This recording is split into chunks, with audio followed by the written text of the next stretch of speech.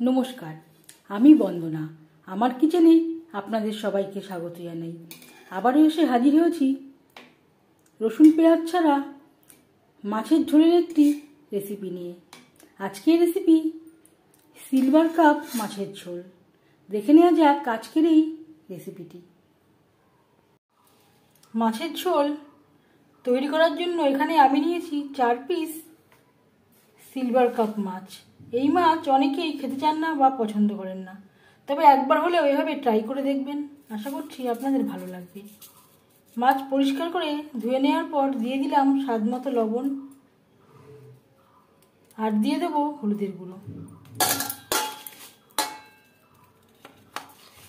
সবসময় বড় দেখে সিলভার কাপ মাছ নেওয়ার চেষ্টা করবেন, দেখবেন এর স্বাদ কোনো অংশে রুই বা কাতলা মাছ থেকে কম হবে না।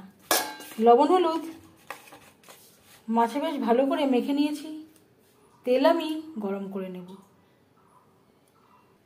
4 চামচ রিফাইন্ড অয়েল গরম করে নেওয়ার পর দিয়ে দেব ম্যারিনেট করে রাখা মাছ।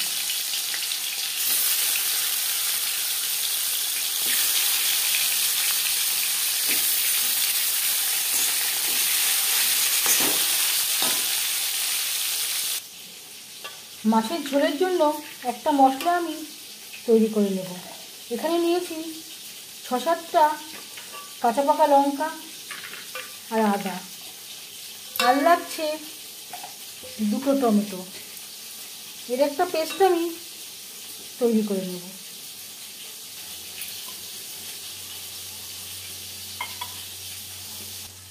এই রান্নাতে আমি রসুন পেঁয়াজ ব্যবহার করছি না।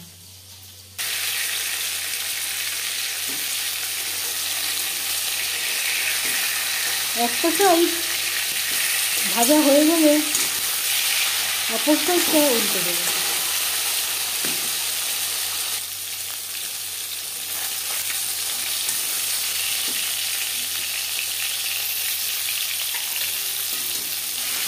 মাছ ভাজা হয়ে গেছে, একটা পাশে উঠিয়ে নেব।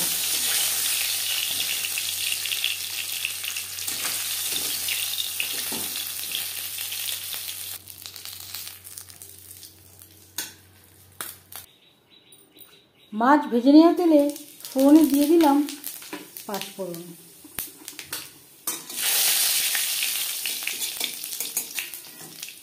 পাঁচ ফোড়ন 15-20 সেকেন্ড ভেজে নেওয়ার পর দিয়ে দেবো মশলা।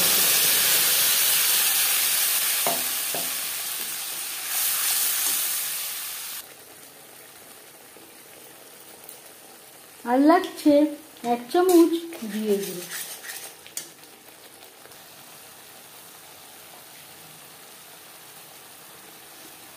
স্বাদ মতো লবণ, পরিমাণ মতো হলুদের গুঁড়ো,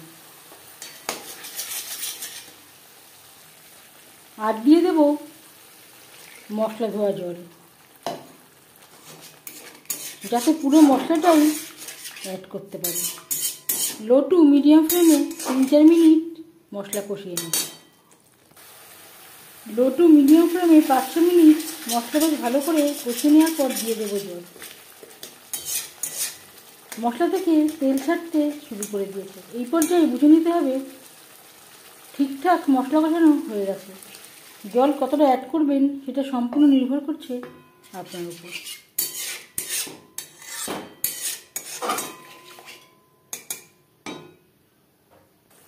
দু 3 মিনিট গ্রেভি বেশ ভালো করে ফুটিয়ে নেওয়ার পর দিয়ে দেবো মাছ।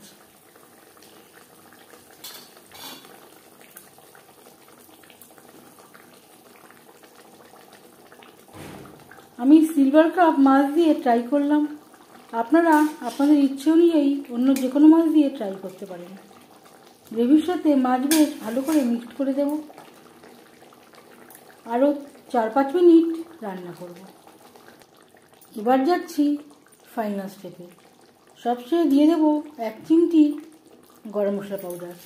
আপনারা চাইলে গরম মশলার ব্যবহার কম বা বেশি করতে পারেন।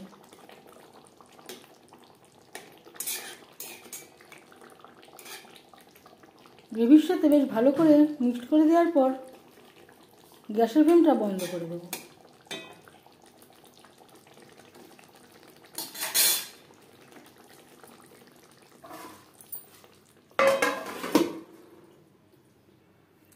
রসুন পেঁয়াজ ছাড়া সিলভার কাপ মাছের ঝোল রেডি।